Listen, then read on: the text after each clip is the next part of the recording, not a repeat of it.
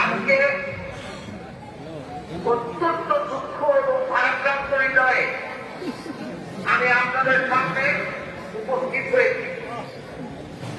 আপনারা জানেন যে আমাদের সারা কসবা কেন সারা বাংলাদেশের একজন অভিভাবক আমার ছোট ভাই সালমান খান কাজ করেছেন।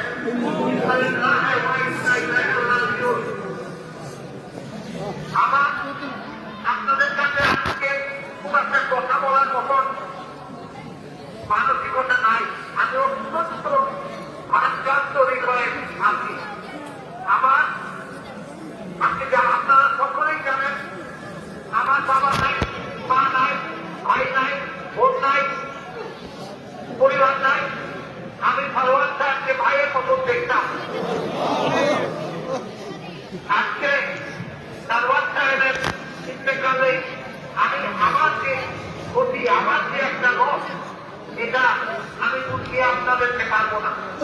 আমি আজকে সালমান খানের বড় ভাই হিসাবে আপনাদের কাছে অনুরোধ করছি, সালমান খানের জন্য আপনারা মন খুলে দোয়া করবেন। সালমান খানের মতন ভালো মানুষ খুব কম পাওয়া যায়। আল্লাহ আল্লাহ হিসাবে সালমান খানকে নিয়ে গেছেন। আল্লাহ যখন আল্লাহ যেটা করেন সেটা আমরা সকলেই মেনে নিতে হবে এবং মৃত্যুকেও মেনে নিতে হবে। কিন্তু এই বয়সে সালমান খান আমাদেরকে ছেড়ে চলে যাবেন, এটা আমাদের হিসাবের মধ্যে ছিল না। আপনাদের কাছে আমি আবারও অনুরোধ করি, করে ফেলে বিনতি করি, আপনারা সালমান খানের জন্য দোয়া করবেন। আজকে আমি জানি আমার জানাজা পড়াবে হচ্ছে সালমান খানের ছেলে। আর এটা যে কত দুঃখের, এটা যে কত কষ্টের, এটা আমি জানি। আমি আপনাদেরকে বলি এইটুকু সালমান খানের জন্য দোয়া করবেন, সালমান খানের পরিবারের জন্য দোয়া করবেন।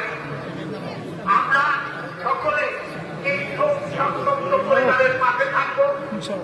আমি আপনারা সত্যি আমরা তাদের কাজ করবো ইনশাআল্লাহ।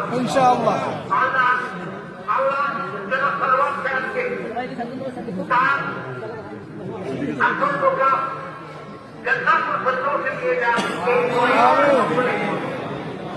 ইনশাআল্লাহ আল্লাহ আমাদের এই দোয়া কবুল করবেন। আজকে এই দুঃখের দিনে তার কথা শুনেছেন, সেই জন্য আমি কৃতজ্ঞ। আমারও শেষ করছি, মনটা খুব খারাপ, মনটা খুব খারাপ। আপনাদেরকে আমি বলি মনটা খুব খারাপ। আপনারা দোয়া করবেন, অন্যকে দোয়া করবেন।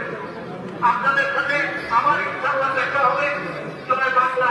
আসসালামু আলাইকুম।